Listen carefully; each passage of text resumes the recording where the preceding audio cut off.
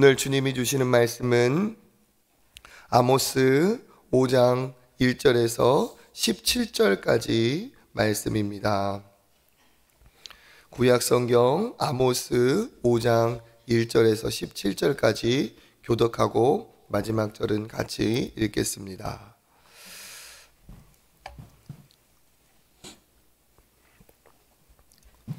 이스라엘 족속아, 내가 너희에게 대하여 애가로 지은 이 말을 들으라. 전혀 이스라엘이 엎드려졌으며 다시 일어나지 못하리로다. 자기 땅에 던지움이 일어날 길자가 없으리로다. 주 여호와께서 이같이 말씀하시되 이스라엘 중에서 1000명이 행군에 나가던 성읍에는 100명만 남고 100명이 행군에 나가던 성읍에는 10명만 남으리라 하셨느니라. 여호와께서 이스라엘 족속에게 이와 같이 말씀하시기를 너희는 나를 찾으라. 그리하면 살리라. 베델을 찾지 말며 길갈로 들어가지 말며 부엘세바로도 나아가지 말라.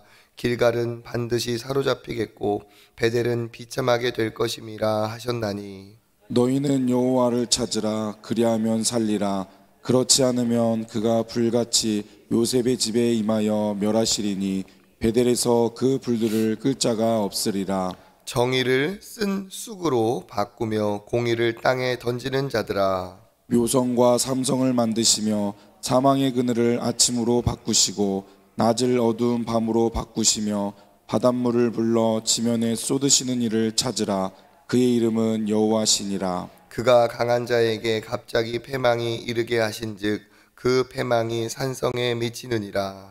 무리가 성읍에서 책망하는 자를 미워하며 정직히 말하는 자를 싫어하는도다. 너희가 힘 없는 자를 밟고 그에게서 미래 부당한 세를 거두었은즉 너희가 비록 다듬은 돌로 집을 건축하였으나 거기 거주하지 못할 것이요 아름다운 포도원을 가꾸었으나 그 포도주를 마시지 못하리라. 너희의 허물이 많고 죄악이 무거움을 내가 아노라. 너희는 의인을 학대하며 뇌물을 받고 성문에서 가난한 자를 억울하게 하는 자로다. 그러므로 이런 때에 지혜자가 잠잠하나니 이는 악한 때임이니라. 너희는 살려면 선을 구하고 악을 구하지 말지어다. 만군의 하나님 여호와께서 너희의 말과 같이 너희와 함께 하시리라. 너희는 악을 미워하고 선을 사랑하며 성문에서 정의를 세울지어다. 만군의 하나님 여호와께서 혹시 요셉의 남은 자를 불쌍히 여기시리라.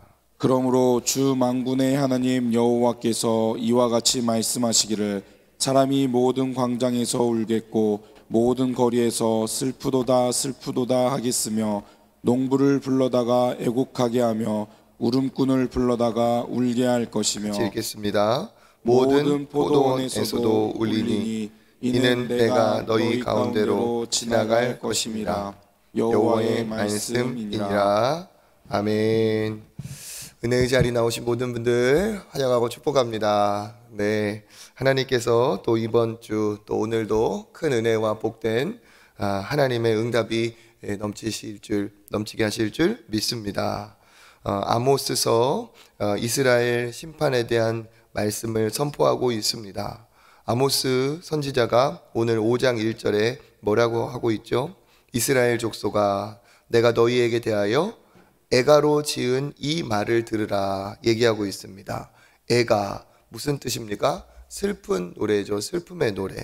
특별히 이 애가는 우리식으로 말하면 장송곡입니다. 장송곡. 죽은 사람 앞에서 아이고 아이고 하는 그러한 것이 이 애가인데 이스라엘을 향해서 예레미야도 애가를 지어서 부른 적이 있었고 아모스도 지금 여기에 애가를 부르고 있죠. 왜 슬픈 이 애가를 불러야 되겠습니까? 하나님의 심판이 이제 임하여서 그 심판이 닥쳐 있고 이 심판이 곧 이루어질 것이기 때문에 그렇습니다. 그래서 이스라엘 족속아 애가로 지은 말을 들으라 하면서 이 이제 문장의 형태를 보면 완료형 시제로 되어 있는데 이 완료라는 건 이미 일어난 거나 다름없는 확정된 것을 뜻하는 그런 뜻입니다. 그러니까 하나님의 이 말을 들은 아모스가 이 이스라엘 백성의 북이스라엘의 멸망이 확정된 거나 다름없기 때문에 이미 일어난 것으로 그렇게 기술을 하고 있습니다. 어떤 일이 벌어졌는지, 어떤 일이 벌어질 것인지 우리 2절 읽어보겠습니다. 처녀 이스라엘이 엎드러졌으며 다시 일어나지 못하리로다. 자기 땅에 던지우며 일으킬 자가 없으리로다. 아멘. 처녀 이스라엘, 그러니까 이스라엘을 그 여인의 비유에서 시집가지 않은 처녀의 비유에서 얘기하고 있습니다. 그런데 그 처녀 이스라엘이 엎드러졌다. 다시 일어나지 못하리로다. 이게 죽었다는 뜻입니다. 엎드러져 죽어서 다시 일어나지 못한다. 그렇기 때문에 던져졌다. 자기 땅에 던져졌다. 일으킬 자가 또 없다. 그러니까 던져졌다는 것은 시신이 되어서 사람들에 의해서 던진 바 되었다라는 뜻이죠. 그러니까 이것은 전쟁이 일어났을 때 처녀들이 얼마나 취약하고 정말 안타까운 봉변을 당하기 쉽습니까? 실제 그 일이 일어나서 그 젊은 여인이 정말 봉변을 당하고 죽임을 당해서 그렇게 비참하게 시신이 던져졌는데 아무도 그것을 구보다 볼 수 있는 사람이 없다. 비참한 것을 묘사하고 있죠. 3절 여호와께서 말씀하시되 1000명의 행군에서 나가던 성읍에는 100명 남고 100명 행군에 나가던 성읍에는 10명 남으리라. 그래서 그 자기 나라가 이렇게 약탈이 되고 이렇게 피폐한 상황이 돼도 군사력이 10분의 1 이하로 줄어들어서 아무도 그것을 막아낼 수 없고 나간 군인들이 겨우 열에 하나 살아서 돌아올까 말까 한 그런 완전한 패배를 당하게 될 것이다. 돌아와도 아무도 지키지 못할 그런 미약한 신세가 될 것이다 이야기하고 있습니다. 그런 상황에서 틈틈이 아모스 선지자의 입술을 통해 하나님의 본심이 드러나고 있죠. 우리 4절 읽어보겠습니다. 여호와께서 이스라엘 족속에게 이같이 말씀하시기를 너희는 나를 찾으라 그리하면 살리라. 6절도 한번 읽어볼까요? 너희는 여호와를 찾으라 그리하면 살리라. 그렇지 않으면 그가 불같이 요셉의 집에 임하여 멸하시리니 베델에서 그 불들을 끌 자가 없으리라. 아멘. 4절과 6절에서 반복해서 2번 얘기하고 있죠.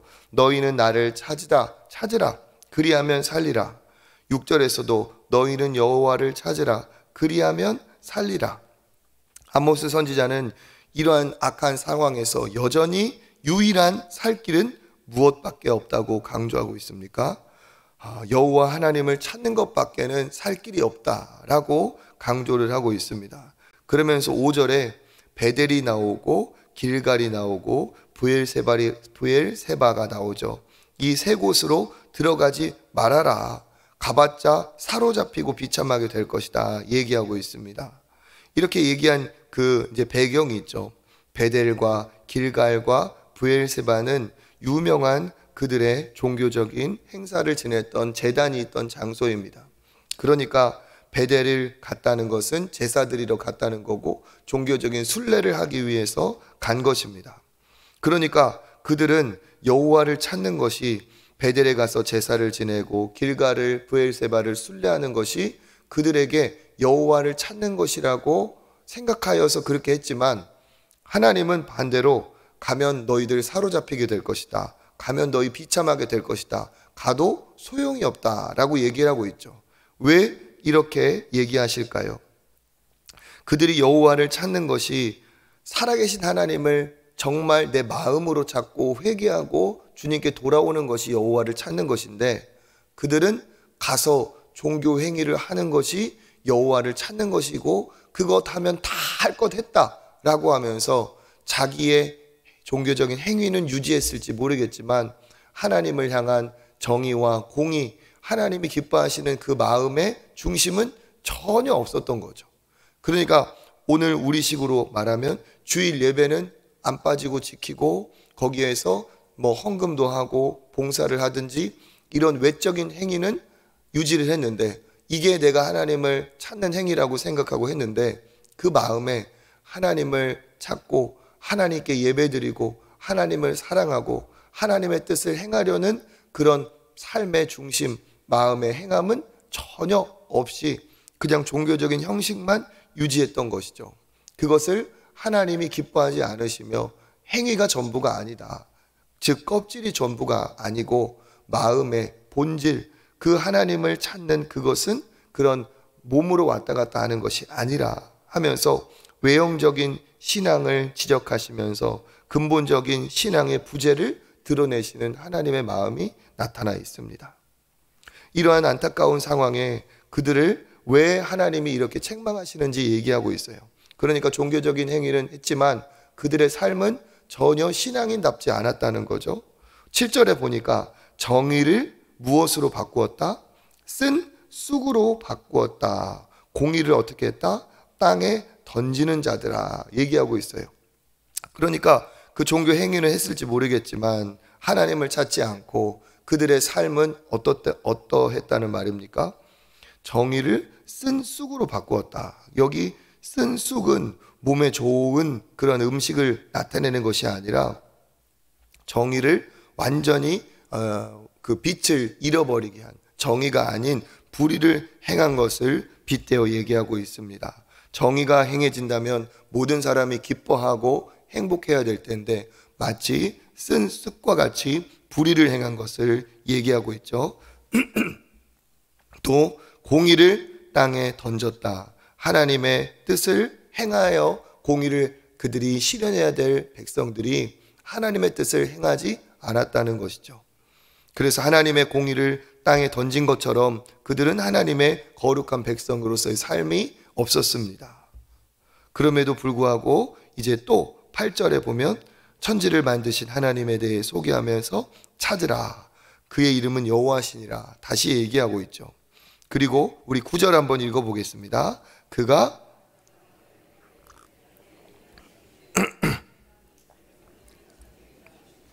네, 강한 자에게 갑자기 패망이 이르게 하신즉 이 당시 북이스라엘이 여로보암 2세의 그 전성기를 구가하고 있었기 때문에 아무리 강한 자라도 결국 하나님이 멸망하게 하실 것이다 하며 경고의 말씀을 주고 계십니다.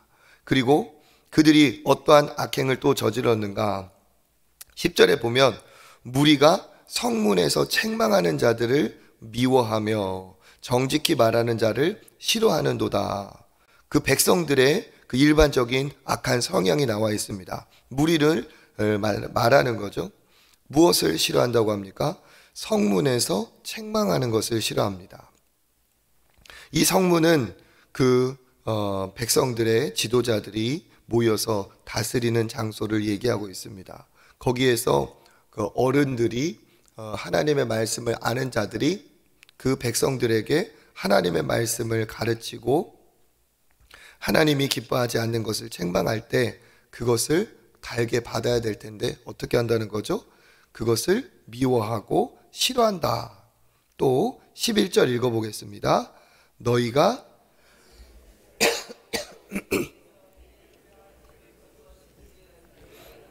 다듬은 돌로 집을 건축하였으나 거주하지 못할 것이요 아름다운 포도원을 가꾸었으나 그 포도주를 마시지 못하리라. 너희가 어떻게 했다고 합니까? 힘없는 자를 밟았다. 그러니까 하나님은 힘없는 자를 돕고 그들을 보호하기를 바라시는 하나님이시죠. 그 당시에 힘없는 자의 대표가 누굽니까? 가난한 고아와 나그네와 또 과부들이 대표적인 힘없는 자였습니다. 하나님은 이들을 늘 보호하라 하셨는데 오히려 그들을 밟아버리고 미래에 부당한 세를 거두었다. 즉 이제 고리대를 행하고 자기 땅을 이렇게 소작하게 하고 또 정말 합당한 세를 주지 않고 하는 탐욕의 그러한 욕심으로 그들을 못살게 굴었다는 거죠. 그래서 그들은 이렇게 얻은 재물로 어떻게 살았다고 합니까? 너희가 비록 다듬은 돌로 집을 건축했어요. 그러니까 악한 방법으로 그렇게 정말 탐욕스러운 방법으로 자기의 배는 불리고 자기 집은 아름답게 건축을 한 거죠. 하나님이 뭐라고 말씀하십니까? 그 건축한 집에 거주하지 못할 것이고 포도원을 그렇게 그 돈으로 가꾸었지만 포도주를 너희가 마시지 못할 것이고 하나님의 심판의 메시지죠. 그렇게 너희들이 악한 방법으로 얻은 집, 그렇게 가꾸어 놓은 그런 농작물 다 너희 것이 되지 못하게 하리라. 약한 자를 부당하게 밟은 너희를 내가 하나님이 심판하여 너희를 그렇게 갚아주겠다. 하나님의 말씀이죠. 왜 그렇습니까? 너희의 허물이 많고 12절에 죄악이 무겁기 때문에. 또 그들이 의인을 학대하면서 또 무엇을 받고? 뇌물을 받고 성문에서 가난한 자를 억울하게 하였다. 말씀드린 것처럼 성문은 지도자들이 모여 심판을 하던 장소였는데 어떻게 했다는 거예요? 의로운 자를 학대하고 돈을 받기 위해서 뇌물을 받고 가난한 자, 힘없는 자의 그 올바른 판결을 하지 않고 그들의 편이 아닌 돈 받은 그들의 편을 들어주며 악한 사회적인 이런 행함을 했다는 거죠. 그러니까 13절, 그러므로 이런 때에 지혜자가 잠잠하니 악한 때임이니라. 지혜가 있는 자라도 이때는 어떻게 해볼 수가 없다는 거죠. 대세가 기울었기 때문에 아무리 지혜로운 자가 외친다 할지라도 아무것도 바꿀 수 없는 온 나라가 타락해버린 상황을 얘기하고 있습니다. 그래서 무리는 좋은 하나님의 말씀을 다 외면하고 책망하는 것을 거절하고 정직하게 행하지 않고 약한 자들을 약탈해서 배를 부리고 그것으로 자기들끼리는 굉장히 정말 태평성대하게 그렇게 누리고 그리고 나서 뇌물을 받고 약한 자들 또 의인들은 어떻게 해요? 그들이 올바른 판단을 받지 못하게 하고 하면서 이런 악함을 계속 그들이 행했다는 거죠. 그러니까 뭡니까? 하나님을 떠난 그들이 하나님의 백성답지 않게 사니까 그 행위는 유지했을지 모르겠지만 그들의 삶이 정말 악했다 하는 것이죠. 하나님의 말씀 14절 읽어보겠습니다. 너희는 살려면 구하지 말지어다. 만군의 여호와께서 너희의 말과 같이 너희와 함께 하시리라. 15절 너희는 악을 미워하고 선을 사랑하며 성문에서 정의를 세울지어다. 만군의 하나님 여호와께서 혹시 요셉의 남은 자를 불쌍히 여기시리라. 아멘. 다시 권면하고 있습니다. 너희들이 살려면 선을 구하고 악을 구하지 말지어다. 15절에 보니까 악을 미워하고 선을 사랑하며 성문에서 정의를 세울지어다 하면서 하나님의 백성이라면 하나님의 백성답게 공의를 세우고 바람직한 하나님이 기뻐하시는 그런 사회, 그런 삶을 다시 재건해야 된다 하는 말씀이죠. 그러면서 이제 마지막 심판의 선언이 있습니다. 슬프도다 슬프도다. 사람들이 애곡하고 울음꾼을 불러다가 울게 할 것이고 포도원에서조차 수확이 아닌 그 기쁨의 장소인 포도원에서조차 눈물을 흘리며 모든 이들이 통곡하게 될 것이다 하면서 16절 17절 다시 한번 슬픔의 얘기를 하며 이 애가를 이어가고 있습니다. 오늘 말씀을 통해 우리가 하나님이 어떤 분이신지 잘 깨달아야 되겠죠. 하나님은 어떤 분이시냐? 하나님은 우리가 신앙생활을 잘하고 종교 행위를 하는 것도 원하시지만 이 사회가 믿는 사람으로 인하여서 더 깨끗하고 아름답고 정의로운 그런 공의를 행하는 사회가 되기를 원하십니다. 그 핵심에 그 역할을 믿음의 사람이 하기를 하나님이 원하십니다.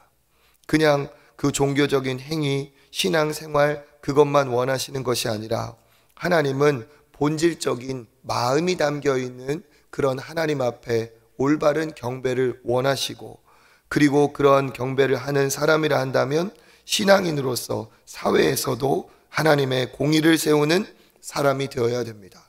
정직하고 약자를 돕고 부정부패를 멀리하고 탐욕을 멀리하며 그렇게 공의를 행하는 것을 하나님은 기뻐하고 계시는 줄 믿습니다.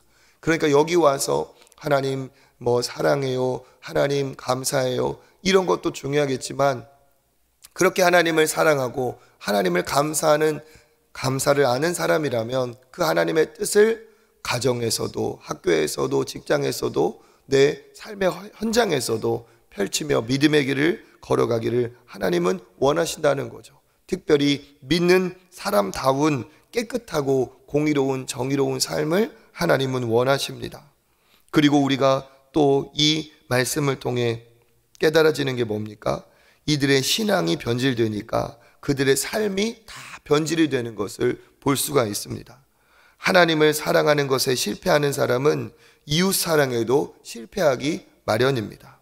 반대로 하나님을 진짜 중심으로 전심으로 사랑하는 자들이 이웃 사랑도 바르게 행할 수가 있습니다. 우리는 종교 활동이 전부가 아니라 믿음의 사람으로서 이 사회를 빛과 소금의 역할을 감당하여 세상 속에 빛이 되고 소금이 되는 것이 우리의 부르신 하나님의 뜻인 줄 믿습니다.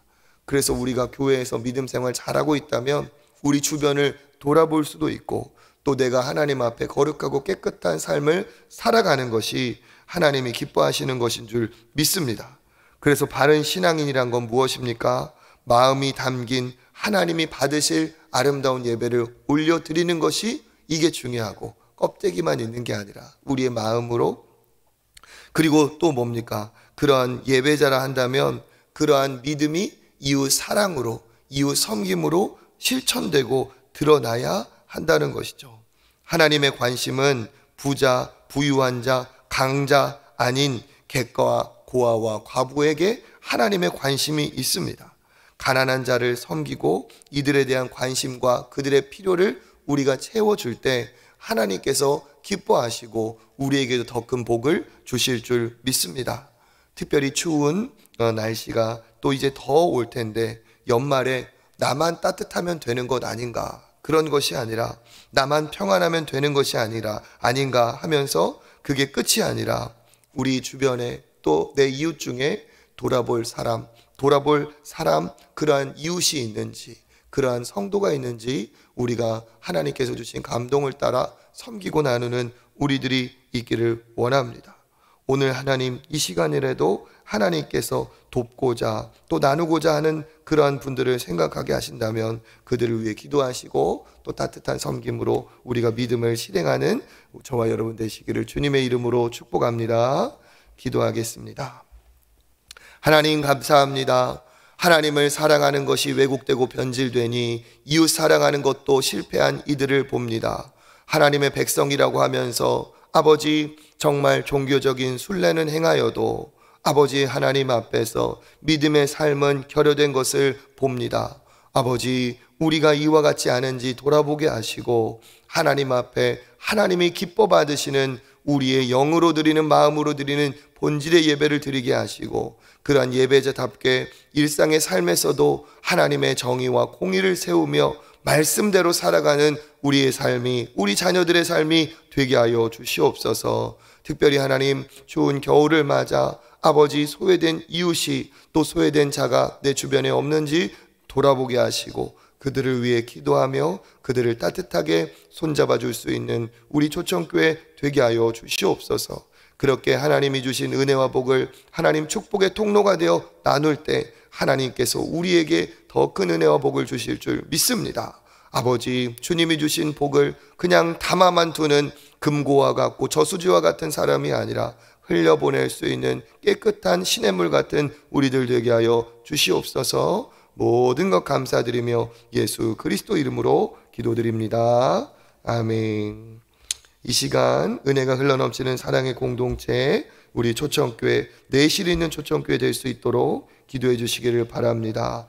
우리 직분자 서약기간에 더 하나님께서 주신 직분을 귀하게 여기며 믿음으로 결단하게 하시고 특별히 2025년 각 부분 특별히 하나님께서 영혼을 살리는 그 일에 많은 우리 믿음의 사람들이 사역으로 동참하게 하여 주옵소서. 내일 또 우리 교회에서 진행되는 여전도의 실행위 가운데 큰 은혜를 더하여 주시고 또 우리 교회가 이웃을 이 겨울에 또 아름답게 섬기고 돕는 아름다운 하나님의 교회 되게 하여 주옵소서. 여러 가지 기도의 제목과 함께 우리 개인의 기도의 제목까지 주님 한번 잡고 기도의 자리로 나아가겠습니다. 주여